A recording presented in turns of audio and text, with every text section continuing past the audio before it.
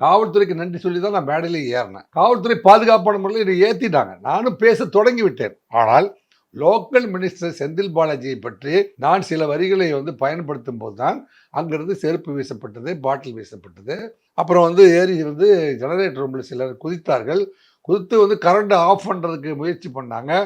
அந்த current off commotion அதில் தான் அந்த தள்ளுமுள்ளி ஏற்பட்டு இவ்வளோ பேர் இறந்தாங்க.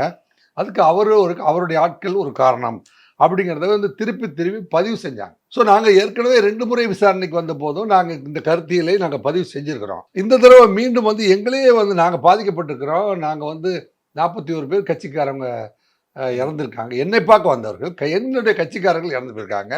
அவங்கள கூப்பிட்டு நான் ஆறுதல் சொல்லி ஒரு குடும்பத்துக்கு 20 லட்சம் ரூபாய் கொடுத்திருக்கிறேன். அந்த குடும்பத்துடைய கல்வி செலவெல்லாம் நான் ஏற்றிருக்கிறேன், தத்தெடுத்திருக்கிறேன். மீளா துயரத்தில் 10 நாள் மீளாத சோகத்தில் நான் படுத்திருந்து நான் மீண்டெழுவனா அப்படின்னு அரசியல் விட்டு போயிடலாமெல்லாம் முடிவெடுத்தேன். அவங்கள கூப்பிட்டு நான் மகாபலிபுரத்தில் அந்த ஹோட்டலில் பேசும்பொழுது அவர்கள் தான் எனக்கு சொன்னாங்க, இது உனக்கு எதிராக நடந்த சரி தம்பி, நீங்கள் ஒரு துளியும் கவலைப்பட வேண்டியதில்லை, நாங்கள் வருத்தப்படல, உங்களுக்கு எதிராக சதி செயல் நடந்துச்சு, தயவு செஞ்சு நீங்கள் அரசியலை விட்டு போக வேண்டாம், நீங்கள் வாங்க, நாங்கள் இன்னும் ஆதரவு கொடுக்குறோன்னு அந்த இறந்து போன குடும்பத்தில் இருக்கவங்கலாம் சொன்னாங்க. ஸோ இந்த செய்தியை தான் இந்த விசிட்டில் விஜய் அங்கே ஆழமாய் பதிவு செஞ்சார். பதிவு செஞ்சதுனால அவரை கூப்பிட்டு விசாரிக்கணுங்கிறதே ஒரு ரெக்வஸ்டாகவும் அவங்க பதிவு பண்ணிட்டாங்க. அதன் அடிப்படையில் தான் சிபிஐ ஏற்கனவே சம்மன் அனுப்புது.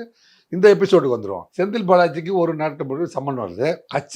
கூட்டம் நடத்துனது அந்த கட்சிக்காரன், தாவேகா கட்சி. நான் திமுக காரன். நான் லோக்கல்ல இருக்கிற ஒரு எம்எல்ஏங்கிறதுனால இப்படி ஒரு இன்சிடென்ட் கேள்விப்பட்டு ஏன்னா உடனே நான் அந்த இடத்துக்கு போய் முதலுதவியை பண்ணி மருத்துவம்.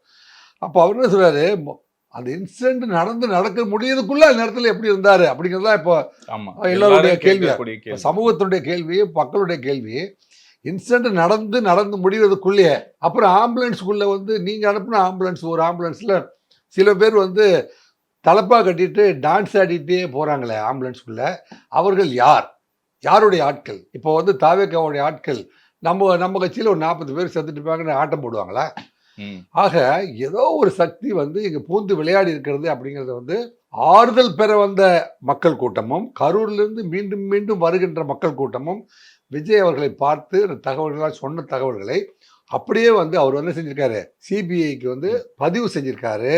அதன் அடிப்படையில் தான் செந்தில் பாலாஜி அழைக்கப்பட்டார். செந்தில் பாலாஜி என்ன சொல்றாரு, நான் போய் முதலுதவி செஞ்சது ஒரு தப்பா, எனக்கு அந்த கூட்டத்துக்கு என்ன சம்மந்தம் இருக்கு அப்படிலாம் பேசினாரு. இருந்தாலும் சிபிஐ இன்னைக்கு கூப்பிட்டு எத்தனை மணி நேரம்? 6 மணி நேரம். 6 மணி நேரம் என்னென்ன கேள்விகள் எழுப்பப்பட்டதோ, எங்க சம்பவ இடத்தை பார்த்ததுக்கு பிறகு அவர்கள் என்னென்ன கண்டுபிடித்தார்களோ அத்தனையும் கேள்விகளாய் தொகுத்து 6 மணி நேரம் பாலாஜி அவர்களிடம் விசாரிக்கப்பட்டிருக்குது.